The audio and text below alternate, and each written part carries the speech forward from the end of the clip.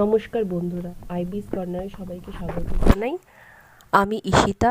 আজকে যে টপিকটা নিয়ে এসেছি সেটা হলো বৃষ্টিপাতের শ্রেণীবিভাগ। বৃষ্টিপাতের শ্রেণীবিভাগ জানার আগে জানবো যে অধঃক্ষেপণ জিনিসটা কী। বৃষ্টিপাত হলো এক ধরনের অধঃক্ষেপণ, যেটাকে আমরা ইংলিশে বলি প্রেসিপিটেশন। তো বিভিন্ন ধরনের অধঃক্ষেপণ বলতে গেলে ফার্স্টেই আসে বৃষ্টিপাতের কথা, যেটা বেশিরভাগ অঞ্চলে জলকণা যখন বাতাসে ভেসে না থাকতে পেরে মাটির ওপর পতিত হয়, তখন সেই ব্যাপারটাকে বলা হয় বৃষ্টিপাত। বৃষ্টিপাত যখন সংঘটিত হয় তখন বৃষ্টিপাতের মধ্যে যে জলকণা থাকে সেই জলের ব্যাস থাকে 0.5 মিলিমিটার ব্যাসের বেশি। এরপরে আসে গুঁড়ি গুঁড়ি বৃষ্টি, যেটাকে ডিজেল বলে ইংলিশে। এর ব্যাস থাকে 0.5 মিলিমিটারের কম। এটি অধঃক্ষেপণ ঘটলে, বৃষ্টি অতি সূক্ষ্ম জলকণার অধঃক্ষেপণ ঘটলে তখনই তাকে বলা হয় গুঁড়ি গুঁড়ি বৃষ্টি। এরপরে আসছে তুষারপাত, যেটাকে বলে স্নোফল, যেটা আমরা পার্বত্য অঞ্চলে, তুন্দ্রা জলবায়ু অঞ্চলে দেখে থাকি। জলকণা ঘনীভূত হয়ে অতি সূক্ষ্ম বরফকণা, যেটাকে দেখতে পুরো পেঁজা তুলোর মতো, সেটা যখন ভূপৃষ্ঠে পড়ে তখন তাকে তুষারপাত বলে। হিমরেখা যখন ভূপৃষ্ঠের কাছাকাছি অবস্থান করে তখনই তুষারপাত হয়, তখন আর বৃষ্টিপাত হয় না। ছবিতে দেখতে পাচ্ছি sleet, snow, freezing rain. Sleet মানে হলো বৃষ্টিকণা শীতল বায়ুস্তর ভেদ করে আসার সময় জমাট বেঁধে ছোট ছোট বরফকণার টুকরো মতো ভূপৃষ্ঠে পড়লে তাকে স্লিট বলে। আমরা স্লিট দেখে বুঝতে পারছি যে একটা বরফকণা ভূপৃষ্ঠের ওপর একসাথে পতিত হয়েছে। স্লিটের সাথে অনেক সময় বৃষ্টিপাতও ঘটে। এছাড়াও স্নোফল সম্পর্কে বললাম আমি। আর শিলাবৃষ্টি, যেটাকে ইংলিশে হেল বলা হয়, সেইটা বৃষ্টির সঙ্গে বড় বরফকণা শিলার আকারে ঝরে পড়লে তখন শিলাবৃষ্টি বলে। শিলাবৃষ্টি হওয়াটা কিন্তু খুব ক্ষতিকারক, খুব বিপজ্জনক। কারণ অনেকেই আছে যাদের টালির ঘর, শিলাবৃষ্টি যখন পতিত হয় তখন টালির ছাদ ভেঙে যায়, মানুষের ধান ক্ষেতের ক্ষতি হয়, বিভিন্ন ধরনের ফসল সবজির ক্ষতি হয়। শিলাবৃষ্টিটা কিন্তু প্রকৃতির জন্য খুব বিপজ্জনক। এবারে আসছি বৃষ্টিপাতের শ্রেণীবিভাগ। বৃষ্টিপাতের শ্রেণীবিভাগ বলতে বায়ুর ঊর্ধ্বগমনের প্রকৃতি অনুযায়ী বৃষ্টিপাতকে 3 ভাগে ভাগ করা হয়। আগেরটা বরফকণা, জলীয় বাষ্প, ঘনীভূত হওয়া, এর উপর ভিত্তি করে শ্রেণীবিভাগটা ছিল। এটা বায়ুর ঊর্ধ্বগমনের প্রকৃতি অনুসারে বৃষ্টিপাতকে 3 ভাগে ভাগ করা হয়। ফার্স্ট হচ্ছে পরিচলন বৃষ্টি, যেটাকে বলে কনভেকশনাল রেন। তারপর হচ্ছে শৈলোৎক্ষেপ বৃষ্টি, যেটাকে ওরোগ্রাফিক রেন বলা হয়। ঘূর্ণবৃষ্টি, যেটাকে সাইক্লোনিক রেনফল বলা হয়। ঘূর্ণবৃষ্টিকে 2 ভাগে ভাগ করে আলোচনা করা হয়েছে। প্রথমটা যে টেম্পারেট সাইক্লোনিক রেনফল, আর এটা যে ট্রপিক্যাল সাইক্লোনিক রেনফল। পরিচলন পদ্ধতিতে বৃষ্টিপাত মানে, আমি বায়ুমণ্ডল উত্তপ্ত হওয়ার যে পদ্ধতিগুলো পড়িয়েছিলাম তার মধ্যে ছিল একটা কনভেকশনাল মেথড, যেটা পরিচলন বৃষ্টিপাত বলা হয়। এই পদ্ধতিতে যখন বৃষ্টিপাত সংঘটিত হচ্ছে তখন সেটাকে পরিচলন বৃষ্টিপাত বলা হয়। আমরা দেখতে পাচ্ছি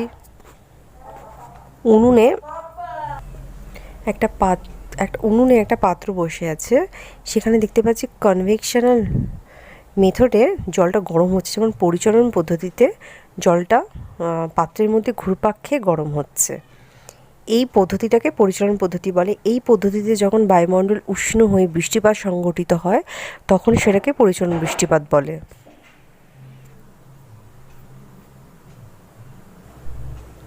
এখানে একটা ছবি দেখা যাচ্ছে। ছবিতে দেখো সি আছে, ল্যান্ড আছে। আমরা ইকুয়েটোরিয়াল রিজন মানে নিরক্ষীয় অঞ্চলে কি বুঝি? নিরক্ষীয় অঞ্চলের জলভাগটা প্রচণ্ড বেশি বলে সেখানে সারা বছর সূর্য লম্বভাবে কিরণ দেয়। তার ফলে কি হয়, সমুদ্র থেকে জল বাষ্পীভূত হয়ে হালকা, আর জলীয় বাষ্পযুক্ত বায়ু নর্মাল বায়ুর থেকে হালকা হয়, ফলে ওপরের দিকে ওঠার ফলে ওয়ার্ম এয়ার, এখানে উপরে লেখা আছে warm air rises, cools and condenses forming clouds. উষ্ণ বায়ু যত উপরের দিকে হচ্ছে তত ঠান্ডা হয়ে সেই বায়ু ঘনীভূত হয়ে সেই বায়ু মেঘ সৃষ্টি করছে। মেঘ সৃষ্টি হওয়ার পর সেই মেঘের মধ্যে জলবিন্দুগুলো যখন আর বাতাসে ভেসে থাকতে পারে না তখন বৃষ্টিপাত রূপে মাটিতে পতিত হয়। তো এইটা হলো পরিচলন বৃষ্টিপাত। এই বৃষ্টিপাতে নিরক্ষীয় অঞ্চলে প্রত্যেক দিন বিকেল 4টের সময় যে বৃষ্টিপাত হয় তাকে বলা হয় 4 o'clock রেন।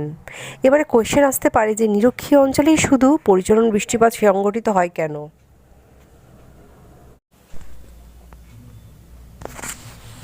জলীয় বাষ্পপূর্ণ বায়ু ভূপৃষ্ঠের উপর দিয়ে প্রবাহিত হওয়ার সময় উঁচু পর্বত বা মালভূমিতে বাধা পেয়ে উপরে ওঠে এবং ঘনীভূত হয়ে বৃষ্টিপাত ঘটায়। এই বৃষ্টিপাতটাকে বলা হয় শৈলক্ষেপ বৃষ্টি বা ওরোগ্রাফিক রেনফল। এখানে দেখো সি ব্রিজ মানে যে বায়ুতে প্রচণ্ড জলীয় বাষ্প থাকে সেই বায়ু একটা পাহাড়ে ধাক্কা খেয়ে আস্তে আস্তে উপর দিকে উঠছে। উপর দিকে ওঠার ফলে air cools and condenses forming clouds, সেই উপরে উঠে শীতল বায়ুর সংস্পর্শে এসে জলীয় বাষ্পগুলো ঘনীভূত হয়ে মেঘ সৃষ্টি করছে। সেই মেঘের ফলেই বৃষ্টির কণাগুলো পাহাড়ের এই ঢালে পতিত হচ্ছে।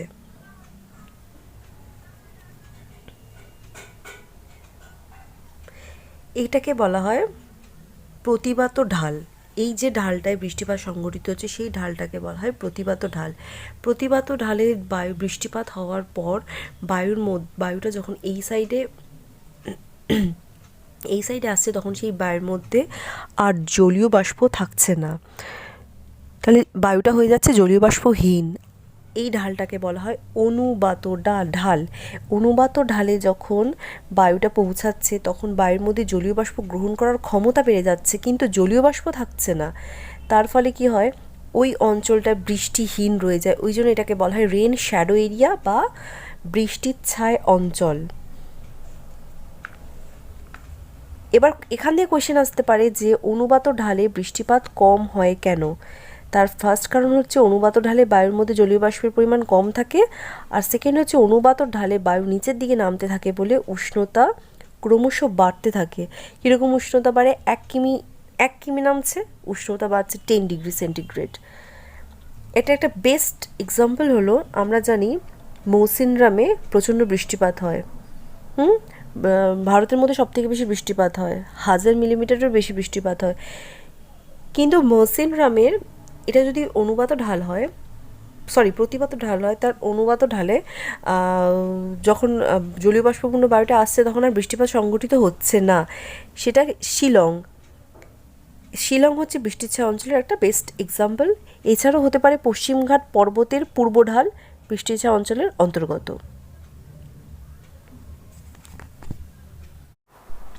এবার আসি ঘূর্ণবৃষ্টিতে। কোনো অঞ্চলে ঘূর্ণপাতের প্রভাবে বৃষ্টিপাত হলে তখন সেটাকে বলা হয় ঘূর্ণবৃষ্টি। এটা দুভাবে হয়, একটা হচ্ছে ক্রান্তীয় অঞ্চলে ঘূর্ণবৃষ্টি, আর একটা হচ্ছে নাতিশীতোষ্ণ অঞ্চলের ঘূর্ণবৃষ্টি। এটা ক্রান্তীয় অঞ্চলের ঘূর্ণবৃষ্টি, যেখানে মিডিলে হয় লো প্রেশার ক্রিয়েট হয়। এই লো প্রেশার ক্রিয়েট হওয়ার জন্য চারদিক থেকে আর্দ্র বায়ু প্রবল বেগে এই নিম্নচাপ অঞ্চলের দিকে ছুটে আসে। তার ফলে প্রচণ্ড ঘূর্ণপাতের সৃষ্টি হয়, কেন্দ্রে নিম্নচাপ হয়, ঘূর্ণপাতের সৃষ্টি হয়, যার ফলে ক্রান্তীয় ঘূর্ণপাত সৃষ্টি হয়।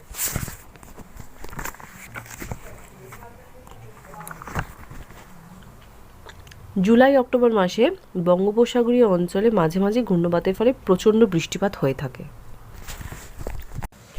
ঘূর্ণবৃষ্টি যে দুভাবে সম্পন্ন হয়, এটা তার দ্বিতীয় পদ্ধতি, যেটাকে টেম্পারেট সাইক্লোনিক রেনফল বলা হয় বা নাতিশীতোষ্ণ ঘূর্ণবাত বলা হয়। এটা নাতিশীতোষ্ণ অঞ্চলে লক্ষ্য করা যায়। এই ঘূর্ণবাত বেশি বিধ্বংসী হয় না। পরীক্ষায় এখান থেকে একটা প্রশ্ন আসতে পারে যে কোন বৃষ্টিতে সীমান্ত গঠিত হয়। সীমান্ত মানে আমরা দেখতে পাচ্ছি, দেখো এখানে একটা উষ্ণ সীমান্ত, একটা শীতল সীমান্ত গঠিত হয়েছে। উষ্ণ বায়ু নিচ থেকে আসছে, শীতল বায়ু উপর থেকে আসছে, যার জন্য দুটো বায়ুর বিপরীতধর্মী যে বায়ু আছে তার ফলে মিডিলে দুটো সীমান্ত সৃষ্টি হচ্ছে, একটা কোল্ড ফ্রন্ট, একটা ওয়ার্ম ফ্রন্ট। তাই সীমান্ত সৃষ্টি হয় নাতিশীতোষ্ণ ঘূর্ণবাতে। এই ঘূর্ণবাতটা 6টা স্টেজে সম্পন্ন হয়। এর 6টা স্টেজ আছে, এটা সম্পর্কে বেশি জানার দরকার নেই। তো নাতিশীতোষ্ণ অঞ্চলে ঘূর্ণবৃষ্টি ঝিরিঝিরি ও দীর্ঘস্থায়ী হয়। সামনে একটা জিনিস দেখতে পাচ্ছি, যেটাকে বলা হয় বৃষ্টিপাত মাপক যন্ত্র বা রেন গজ। এর সাহায্যে ভূপৃষ্ঠের বিভিন্ন স্থানে বৃষ্টিপাতের পরিমাপ করা হয়। এটা সেন্টিমিটারে ও ইঞ্চি এককে মাপা হয়, কিন্তু বর্তমানে সেন্টিমিটার ও মিলিমিটার এককে বেশি ব্যবহার করা হয়। এই দুটো এককে বেশি মাপা হয়। এখানে পৃথিবীর কয়েকটি জলবায়ু অঞ্চল সম্পর্কে আলোচনা করা হয়েছে। তোমরা একদম ফার্স্টেই দেখতে পাচ্ছ মাঝখান থেকে নিরক্ষরেখা বা বিষুবরেখা বিস্তৃত। নিরক্ষরেখার কাছে যে ব্রাউন কালারের রিজিয়নটা সেটাকে বলা হয় নিরক্ষীয় জলবায়ু অঞ্চল। অবশ্যই নিরক্ষরেখার উপরে যে জলবায়ু অঞ্চল অবস্থান করবে তাকে নিরক্ষীয় জলবায়ু অঞ্চলই বলা হবে। তারপরে আছে ক্রান্তীয় জলবায়ু অঞ্চল। ক্রান্তীয় প্রকৃতির জলবায়ু অঞ্চল ঠিক নিরক্ষরেখার এই হালকা দক্ষিণে হবে আর হালকা উত্তরে হবে। নিরক্ষরেখা থেকে একটু সরে গিয়ে ৩.৫ ডিগ্রি উত্তর ও দক্ষিণ অক্ষাংশে ক্রান্তীয় মৌসুমী জলবায়ু অঞ্চলে বিস্তৃতি লক্ষ্য করা যাবে। তারপরে দেখা যাচ্ছে ক্রান্তীয় মহাদেশীয় জলবায়ু, যেটাকে সাভানা বলা হয়, যেটা এই গ্রিন কালারের এই রিজনগুলোকে বলা হয় ক্রান্তীয় মহাদেশীয় জলবায়ু সাভানা। মহাদেশীয় জলবায়ু মানে মহাদেশের অভ্যন্তরে অবস্থিত, এই কারণে ক্রান্তীয় মহাদেশীয় জলবায়ু, যেখানে শুধু তৃণভূমি জাতীয় উদ্ভিদ লক্ষ্য করা যায়। তারপরে আছে উষ্ণ মরু জলবায়ু অঞ্চল। উষ্ণ মরু মানে মরুভূমি অঞ্চলগুলোকেই মেন লক্ষ্য করবে। সাহারা, প্যাটাগোনিয়া, আটাকামা, সেনেরান, গোবি এই মরুভূমিগুলোকেই লক্ষ্য করেই জলবায়ু অঞ্চলে ভাগ করা হয়েছে উষ্ণ মরু জলবায়ু অঞ্চল। তারপরে বলেছে পশ্চিম প্রান্তীয় ভূমধ্যসাগরীয় জলবায়ু অঞ্চল। ভূমধ্যসাগরীয় জলবায়ু অঞ্চল এই জিনিসটাকে বলা হয়েছে ভূমধ্যসাগরকে কেন্দ্র করে। এখানে আছে ভূমধ্যসাগর, একে কেন্দ্র করে এখানে ভূমধ্যসাগরীয় জলবায়ু অঞ্চল লক্ষ্য করা যায়। এছাড়াও অস্ট্রেলিয়ার কিছু অঞ্চলে, দক্ষিণ আমেরিকার, এখানে উত্তর আমেরিকার কিছু অঞ্চলে এখানে ভূমধ্যসাগরীয় জলবায়ু অঞ্চল লক্ষ্য করা যায়। তারপরে বলেছে চৈনিক জলবায়ু, চীন দেশীয় জলবায়ু, যেটা পূর্ব প্রান্তে লক্ষ্য করা যায়। চীন দেশের কিছু অংশ, উত্তর কোরিয়া, দক্ষিণ কোরিয়া, জাপান এই অঞ্চলে যেখানে সামুদ্রিক জলবায়ুর ধাঁচ বেশি আছে, সেই কারণে এখানে চৈনিক জলবায়ু বা চীন দেশীয় জলবায়ু বলা হয়। স্টেপ জলবায়ু, যেটাকে মহাদেশীয় জলবায়ু বলা হয়, এটাও মহাদেশের একদম অভ্যন্তরে, এই যে অ্যাশ কালারের এই রিজনগুলোকে মহাদেশীয় জলবায়ু বলা হয়েছে। মহাদেশের অভ্যন্তরে যেখানে এইসব জায়গায় জলবায়ু চরম প্রকৃতির লক্ষ্য করা যায়, মানে গরমকালে খুব গরম আর শীতকালে খুব ঠান্ডা।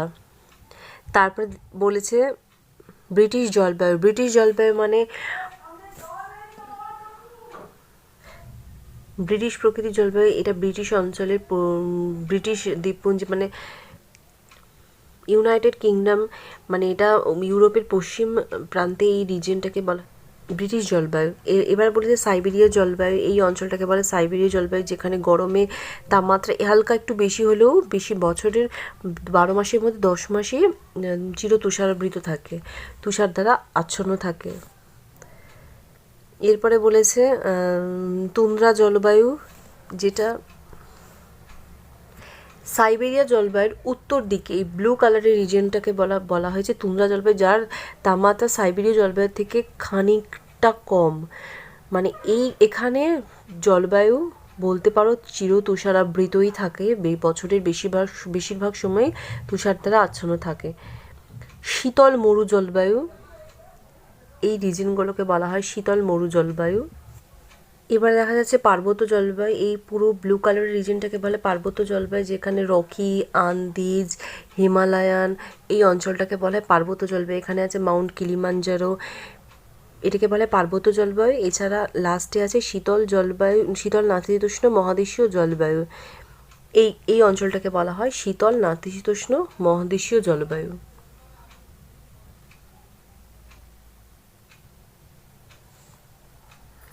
এই গেল পুরো জলবায়ু অঞ্চলের শ্রেণীবিভাগ। এইগুলো তোমাদেরকে একটুখানি মনে রাখতে হবে। বেশিরভাগ অক্ষরেখাগুলোর ওপর ভিত্তি করেই জলবায়ু অঞ্চল শ্রেণীবিভাগ করা আছে। নিরক্ষীয় জলবায়ু, এখানে দেখা যাচ্ছে ক্রান্তীয় প্রকৃতির জলবায়ু। এইসব যত অক্ষাংশ দিক থেকে যত উত্তর দিকে বা দক্ষিণ দিকে আসবে, তত জলবায়ুর মধ্যে শীতলতা বেশি বৃদ্ধি পাবে, কারণ সূর্যের তীর্যক রশ্মির কারণে। চ্যাপ্টারের শেষের দিকে দেখব উল্লেখযোগ্য কয়েকটি জলবায়ু অঞ্চলের চিহ্নিতকরণ। ফার্স্টে দেখো, আমরা ব্লু কালারের যে বারগুলো দেখতে পাচ্ছি এটাকে বার গ্রাফ বলা হয়, আর রেড কালারের যে লাইনটাকে দেখতে পাচ্ছি এটাকে লাইন গ্রাফ বলা হয়।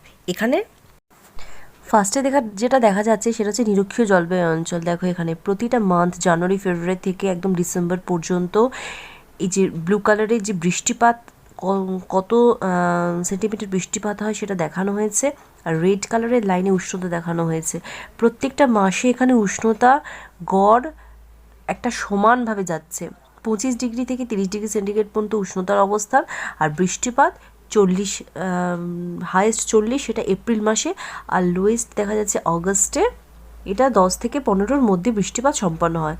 পাশের যে বারগ্রাফটা সেটা হচ্ছে ক্রান্তীয় মৌসুমি জলবায়ু অঞ্চলের বারগ্রাফ, আর এটা উত্তর গোলার্ধে বারগ্রাফ। কেন উত্তর গোলার্ধে বারগ্রাফ? কারণ জুনে এর টেম্পারেচারটা বেশি, বৃষ্টিপাতটা বেশি দেন ডিসেম্বর। উত্তর গোলার্ধ দেখালে সবসময় উত্তল প্রকৃতির হবে, আর দক্ষিণ গোলার্ধ দেখালে সবসময় অবতল প্রকৃতির হবে। বছরের যে সময় উষ্ণতা বেশি থাকবে সেই সময় বৃষ্টিপাতের পরিমাণও বেশি হবে। শীত ঋতুতে বৃষ্টিপাতের পরিমাণ খুব কম বা বেশি হয় না। ক্রান্তীয়, এটা গেল ক্রান্তীয় মৌসুমি জলবায়ু অঞ্চল উত্তর গোলার্ধে। এবারে দেখানো হয়েছে ক্রান্তীয় উষ্ণ মরু জলবায়ু অঞ্চল উত্তর গোলার্ধে। দেখো আবার উত্তল প্রকৃতির, ওই জন্য উত্তর গোলার্ধে জলবায়ু। যেহেতু মরু অঞ্চল সেহেতু এখানে বৃষ্টিপাতের পরিমাণ কত কম লক্ষ্য করা যাচ্ছে, 5 সেন্টিমিটারেরও কম বৃষ্টিপাত লক্ষ্য করা যাচ্ছে। আর উষ্ণতার গ্রাফটা দেখো কতটা হাইভাবে উঠেছে, জুনে উষ্ণতা সব থেকে বেশি। এটা উত্তর গোলার্ধ দেখে বুঝতে পারছো, কারণ ডিসেম্বর জানুয়ারিতে উষ্ণতা এখানে অনেকটা কম, এই কারণে এটা উত্তর গোলার্ধের একটা গ্রাফ। আর তার পাশে আছে লক্ষ্য করো যেখানে বৃষ্টিপাতটা জানুয়ারি মাসে বেশি আর ডিসেম্বর মাসে বেশি। শীতকালে বৃষ্টিপাত সেখানেই বেশি হবে যেটা ভূমধ্যসাগরীয় জলবায়ুর অন্তর্গত হবে, ওখানে সবসময় শীতকালীন বৃষ্টিপাত লক্ষ্য করা যায়, গ্রীষ্মকালীন বৃষ্টিপাত লক্ষ্য করা যায় না। গ্রীষ্মকালে দেখো জুন মাসটা দেখা যাচ্ছে গ্রীষ্মকাল, যেখানে টেম্পারেচার 20 থেকে 25 সেন্টিমিটারের ভিতরে অবস্থান করছে, সেখানে বৃষ্টিপাতের কোনো চিহ্ন নেই, মানে উষ্ণ গ্রীষ্মকাল আর আর্দ্র শীতকাল। আস্তে আস্তে বৃষ্টিপাত আস্তে আস্তে ডিসেম্বর মাসের দিকে বৃদ্ধি পাচ্ছে। এবারে লাস্ট যে গ্রাফটা সেখানে দেখো দেখা যাচ্ছে টেম্পারেচার হাইয়েস্ট জুনে টেম্পারেচার কত, 0 থেকে 5 ডিগ্রি সেন্টিগ্রেড, মানে দেখেই মনে হচ্ছে এটা কোনো শীতল জলবায়ু অঞ্চলে। এটা তুন্দ্রা জলবায়ু অঞ্চলের বারগ্রাফ, যেখানে বৃষ্টিপাতও বৃষ্টিপাত 5 সেন্টিমিটারের মধ্যে অবস্থান করছে, আর উষ্ণতা দেখো ডিসেম্বর জানুয়ারি মাসে মাইনাস নেমে যাচ্ছে। এবার একটা কোয়েশ্চেন হলো, এই দুটো লেখচিত্রের মধ্যে যদি তোমাদের কম্পেয়ার করতে দেয় তাহলে কিন্তু সেটা বুঝে করতে হবে। লেফট সাইডে দেখো উষ্ণতার একটা ভাগ দেওয়া আছে, আর রাইট সাইডে বৃষ্টিপাতের ভাগ দেওয়া আছে। ফার্স্টেরটা দেখতে পাচ্ছি উত্তল প্রকৃতির লেখচিত্র, সেকেন্ডেরটা দেখতে পাচ্ছি অবতল প্রকৃতির লেখচিত্র। বাঁ দিকে যে লেখচিত্র তার মাসিক গড় উষ্ণতা 23 ডিগ্রি থেকে 26 ডিগ্রি সেন্টিগ্রেড, উষ্ণতার প্রসর 10 ডিগ্রি থেকে 12 ডিগ্রি সেন্টিগ্রেড, বার্ষিক বৃষ্টিপাত 75 থেকে 200 সেন্টিমিটার। আর বৃষ্টিপাতের অধিকাংশটাই হচ্ছে অক্টোবর মাসের মধ্যে সম্পন্ন হচ্ছে, উষ্ণতম মাস এপ্রিল থেকে আগস্ট, শীতলতম মাস নভেম্বর থেকে ফেব্রুয়ারি। এই লেখচিত্রটা উত্তর গোলার্ধের মৌসুমি জলবায়ুর প্রকৃতি দেখা যাচ্ছে, যে টাইমে বৃষ্টিপাত হয় মৌসুমি জলবায়ুর অন্তর্গত বলে বোঝা যাচ্ছে। আর ডান দিকে লেখচিত্রটার মাসিক গড় উষ্ণতা 13 ডিগ্রি থেকে 20 ডিগ্রি সেন্টিগ্রেড, উষ্ণতার প্রসর 7 ডিগ্রি থেকে 17 ডিগ্রি। উষ্ণতার প্রসর মানে শীতকালের উষ্ণতা আর গ্রীষ্মকালের উষ্ণতার মধ্যে পার্থক্য। বার্ষিক বৃষ্টিপাতের পরিমাণ 40 থেকে 70 সেন্টিমিটার। উষ্ণতম মাস নভেম্বর ফেব্রুয়ারি, শীতলতম মাস এপ্রিল আগস্টের মধ্যে অবস্থিত। তাই এই লেখচিত্রটি দক্ষিণ গোলার্ধের ভূমধ্যসাগরীয় জলবায়ু অঞ্চলের অন্তর্গত। কারণ শীতকাল যেহেতু জুন জুলাই, এই শীতকাল নাগাদই বৃষ্টিপাতের পরিমাণটা দেখো বেশি পরিমাণে লক্ষ্য করা যাচ্ছে। তোমাদেরকে আগেই বলেছি যে বৃষ্টিপাত শীতকালে ঘটা মানে এটা ভূমধ্যসাগরীয় জলবায়ু অঞ্চল বলে তোমাদেরকে ভাবতে হবে। নেক্সট ডে বায়ুমণ্ডলের কিছু কোয়েশ্চেন আনসার নিয়ে আলোচনা করব। ধন্যবাদ সবাইকে।